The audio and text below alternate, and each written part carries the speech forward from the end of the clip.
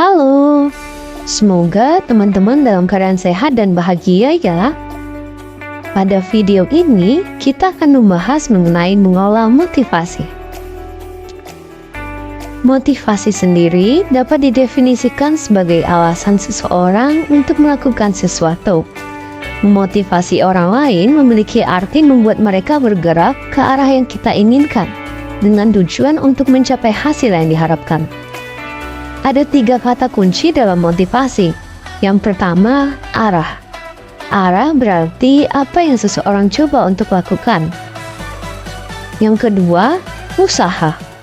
Usaha di mana hal ini menunjukkan seberapa keras seseorang berusaha. Dan yang terakhir adalah kegigihan. Kegigihan berarti berapa lama seseorang akan terus mencoba. Selanjutnya, bagaimana sih proses dalam memotivasi?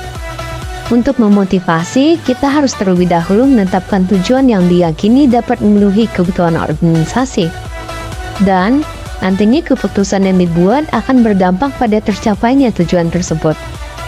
Karena biasanya apa yang tindakan atau perilaku seseorang itu dimotivasi atau dipengaruhi oleh kebutuhan atau tujuan tertentu. Nah, jadi ada 2 tipe motivasi loh teman-teman.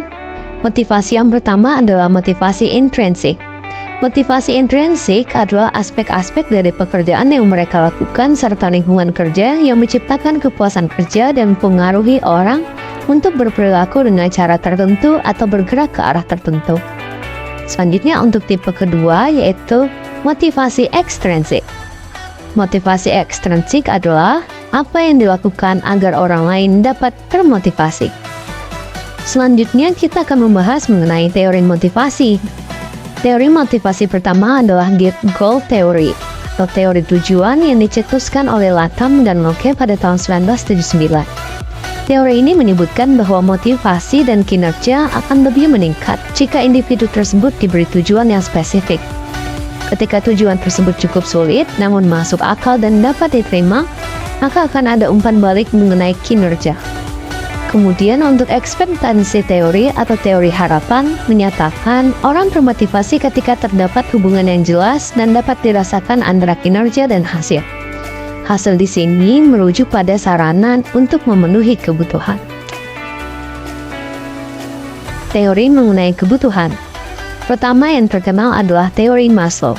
Maslow sendiri menyebutkan bahwa kebutuhan terdiri dari kebutuhan fisiologis yang mencakup makanan dan air.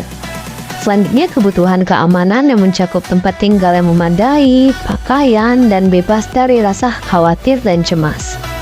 Kebutuhan sosial yakni memiliki teman dan merasa nyaman dengan jaringan sosial. Kebutuhan penghargaan yaitu diperhatikan dengan baik oleh orang lain. Serta kebutuhan aktualisasi diri yaitu mengembangkan potensi diri. Selanjutnya, McGregor juga mengemukakan teori X dan Y, di mana teori X itu mengasumsikan bahwa karyawan yang tidak menyukai pekerjaan adalah malas, menghindari tanggung jawab, dan harus dipaksa untuk bekerja. Sedangkan teori Y mengasumsikan bahwa karyawan yang kreatif, menikmati pekerjaan, dan juga mandiri. Masih berkaitan dengan teori kebutuhan, kali ini kita akan membahas mengenai 3 Need Theory atau 3 teori kebutuhan. Teori ini mencakup kebutuhan untuk berprestasi, kebutuhan akan kekuasaan, dan juga kebutuhan akan hubungan atau afiliasi. Adapun pendekatan terhadap motivasi dapat dilalui dengan cara menghargai orang lain, menghargainya secara finansial dengan memberikan uang, serta juga dengan memberikan penghargaan non-finansial. Pembahasan selanjutnya adalah mengenai rekognisi atau pengakuan. Rekognisi sendiri dapat diartikan sebagai suatu metode yang paling efektif dalam memotivasi karyawan. Karyawan tidak hanya perlu mengatasi seberapa baik mereka dalam mencapai tujuan ataupun melakukan pekerjaan mereka, tetapi mereka juga ingin agar pencapaian mereka dihargai loh teman-teman. Selanjutnya, kita akan membahas bagaimana langkah untuk mencapai motivasi yang lebih tinggi. Yang pertama, kita harus setuju dengan tujuan yang ditetapkan dan dapat dicapai.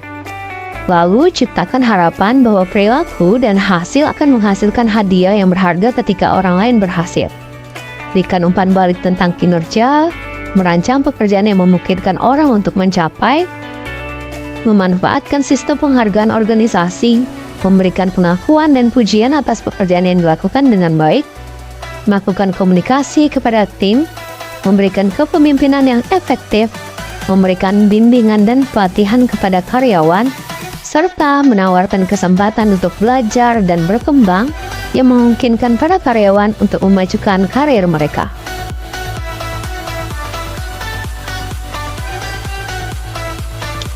Sekian materi kita terkait mengelola motivasi.